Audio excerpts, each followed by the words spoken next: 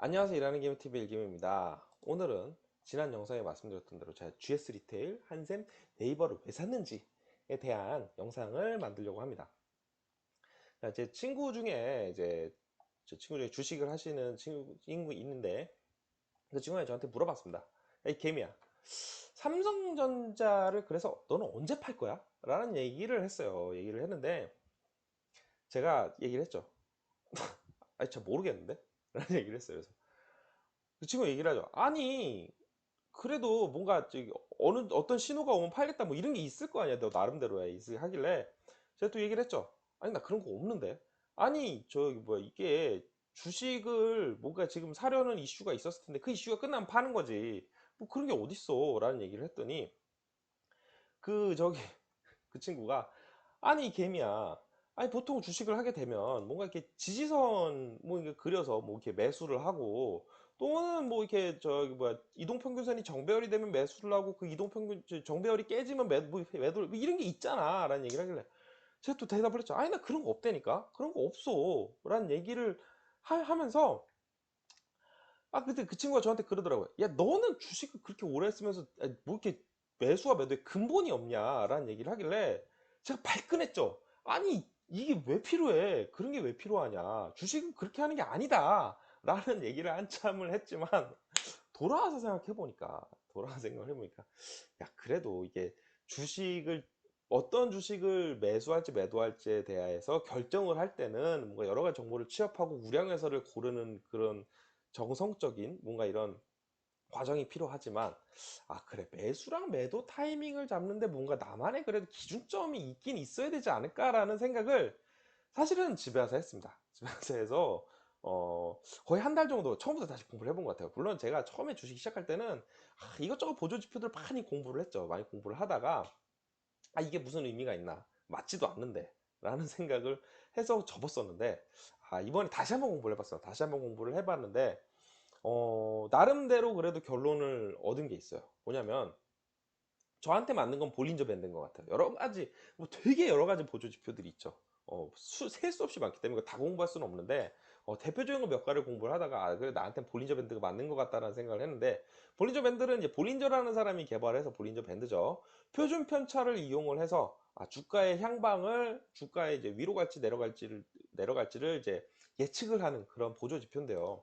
보시면은 이제 삼성전자 을 보통 치면은 이런 차트가 나오죠. 예, 그 이동평균선을 이용한 차트가 많이 나오는데, 이제 볼린저 밴드를 보조지표로 바꾸면은 이 차트가 이렇게 바뀌게 됩니다. 그래서 이 밴드가 생기죠. 위아래로 밴드가 생기는데, 주가가 조금밖에 안 움직이면은 이제 주가가 어느 정도 안정이 된 상태에서 이 밴드가 작아집니다. 작아지다가 어떤 이슈가 또는 수급의 이슈가 있어서 주가가 막 많이 움직이기 시작하면, 위로 움직이든 아래로 움직이든 주가가 움직이기 시작하면 밴드가 점점 넓어지죠. 넓어지다가 다시 주가가 안정되면 밴드가 작아지기 시작합니다. 이게 볼린저 밴드인데, 저 같은 경우에는 이제 많이 이게 기본입니다. 볼린저 밴드를 20,2로 설정을 합니다. 이게 무슨 뜻이냐면, 요 20은 20일 이동호 평균선을 기준으로 하겠다 라는 얘기고요. 요 뒤에 2는 표준 편차를 2로 놓겠다는 얘기인데, 사실은 자세히 아실 필요는 없습니다. 자세히 아실 필요는 없고, 요 숫자 뒤에 숫자가 작아지면 작아질수록 밴드가 점점점 작아집니다. 네, 밴드 폭이 작아지고, 이 숫자 커지면 커질수록 밴드 폭이 점점 넓어집니다. 물론 아까 얘기한 것처럼 주가가 어떻게 움직이는, 안정되면 좀 거기서 좀 더 저희 밴드 폭이 작아지고, 주가가 많이 움직이게 되면 밴드 폭이 넓어진다. 뭐이 정도 기본 개념만 알고 계시면 될 것 같은데, 보통은 표준 편차를 2로 놓게 되면은 무슨 얘기냐면, 밴드 안에 주가가 있을 확률이, 이 밴드 밖으로 나가지 않고요, 밴드 안에 있을 확률이 95.44%다라는 얘기입니다. 그러면 95.44%면 밴드 밖으로 주가가 나가면 금방 돌아오겠네 라고 생각하시는 분들이 많을 거예요. 근데 사실은 이 밴드 밖으로 나가는 의미는, 많은 분들이 이렇게 생각, 많은 영상을 보셔도 그렇게 가르쳐 줄 거고요. 그렇게 생각합니다. 밴드 밖으로 주가가 나갔다는 얘기는 이 95.44%의 확률을 뚫을 정도로 뭔가 이 회사의 주가를 움직일 만한 이슈가 생겼다라는 얘기죠. 그렇기 때문에 이 밴드 밖으로 나가는 이런 저기 주가의 흐름을 발견을 하게 되면 주가는 앞으로도 오를 것이다. 또는 이 밴드 밖으로 내려가는 95.44%의 확률을 뚫고 주가가 내려가게 되면 주가가 앞으로도 한동안 내려갈 것이다 라는 뭔가 추세 방향을 결정하는 이런 도구로 볼린저 밴드를 많이 이용을 합니다. 그래서 이건 삼성전자를 보신 거고, 여러분이 올해 가장 사랑하셨던 주식 에코프로 BM 보시면, 에코프로 BM도 이 주가가 볼린저 밴드 상단을 뚫은 다음에 올라갔던 경험을 볼 수가 있습니다. 하나 더 살펴보면 이건 파크 시스템즈라는 주식인데요. 이때도 주가가 볼린저 밴드 상단을 뚫고 올라가면 주가가 올라가는 모습을 볼 수 있는데, 이게 항상 그러냐라고 한다면, 항상 제가 이제 그 보조지표를 처음에 공부를 하다가 포기했던 이유이기도 한데, 이게 보조지표로 보는 확률이, 맞을 확률이 생각보다 이렇게 되게 많이 높지는 않습니다. 보시면 파크 시스템즈도 보시면 볼린저 밴드 상단을 뚫고 올라갔지만 주가가 올라가지 않았죠. 이때도 볼린저 밴드 상단을 뚫고 올라갔지만 이때 오히려 내려갔습니다. 손해를 봤죠. 예, 그렇기 때문에 제가 이런 것들을 많이 보면서 보조지표 보는 것들을 포기를 했었는데, 반대로 한번 생각을 해보기로 했어요. 뭐냐면 볼린저 밴드 아까도 말씀드렸듯이 하단을 뚫고 내려갔던 얘기, 한동안 내려갈 거란 얘기인데, 그렇다라고 한다면 이 볼린저 밴드 하단을 뚫고 내려갔다가 다시 볼린저 밴드 뭔가 안쪽으로 돌아오는 주가의 흐름을 보이는 이때가, 그렇다면 하락의 끝이 아닐까 라는 생각을 이번에 하게 됐습니다. 그렇다면 주가의 바닥을 확인하는 용도로 볼린저 밴드를 확인할 수도 있지 않을까 라는 생각을 하면서 차트를 바라봤더니 이런 점들이 보이더라고요. 이런 점들이 보입니다. 그렇다고 한다면 저는 그렇게 생각합니다. 주식을 보면서 다행히 수익을 보는 게 굉장히 중요하죠. 우리는 돈 벌려고 주식을 하는 거지만, 하지만 그에 못지않게 중요한 게 손실 보지 않는 게 중요하다고 생각합니다. 아무리 많은 수익을 봤어도 어마어마한 손실을 한번 보게 되면은 그 감당할 수가 없죠. 망한 겁니다. 더 회복하기가 쉽지가 않아요. 그렇기 때문에 저는 주식 상승을 확인하는 차트보다는 바닥을 확인하는 걸 더 중요하게 생각하기 때문에 이런 생각을 해봤는데, 볼린저 밴드가 하단을 뚫고 내려갔다가 돌아오는 길에 매수를 하게 되면 손실을 어느 정도 줄일 수 있고, 재수가 좋다면 다시 상단까지 올라가면서, 쭉 상단까지 올라가면서 수익도 많이 볼 수 있는 기회가 생기지 않을까라는 이런 얄팍한 생각을 한번 해봤어요. 생각을 해봤는데, 물론 이제 여러 가지 이제 주가들을 시뮬레이션을 돌려봤더니 이런 경우도 있습니다. 이게 이마트인데요. 볼린저 밴드 하단을 내려갔다 다시 돌아와서 이때가 바닥이겠거니 했는데 바닥이 아닌 경우 당연히 있습니다.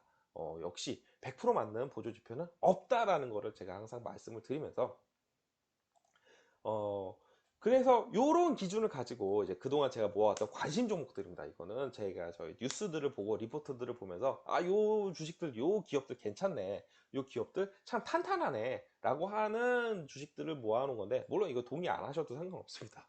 제 기준이니까요. 예, 저희 관심 종목들을 쭉 차트를 한번 봤는데요. 그래서 결정을 한 게 일단 한샘입니다. 한샘은 보시면 이제 볼린저 밴드 하단을 내려왔다 다시 돌아 올라왔죠. 그래서 제가 매수를 한 게 요 부분인데, 요 구간인데, 아니 요때 샀어야지 왜 요때 샀어 라고 말씀하실 수 있는데, 요건 이제 일봉이 그렇다는 거고, 주봉을 보시면, 한샘 주봉을 보시면은 저는 요때 샀습니다. 한샘 주봉에도 당연히 볼린저 밴드 적용이 되겠죠. 저는 사실 일봉보다는 주봉을 좋아합니다. 근데 최근 들어 일봉도 괜찮을 것 같은데 라는 생각을 하는데, 주봉을 보았더니 어쨌든 이때가 볼린저 밴드 하단을 내려갔다가 돌아오는 기간이라는 생각이 들어서 이때 매수를 했고요. 네이버 같은 경우에도 이제 이때 매수를 하고 더 오르는 것 같아서 추가 매수를 했는데, 주봉을 보더라도 이때 매수를 했기 때문에 네이버가 뭐 네이버로 크게 손해는 보지 않지 않을까라는 생각을 합니다. 마지막으로 GS 리테일을 보시면, GS 리테일은 일봉 보고 샀습니다. 최근 일봉에 점점 끌리고 있어요, 사실. 죄송해요.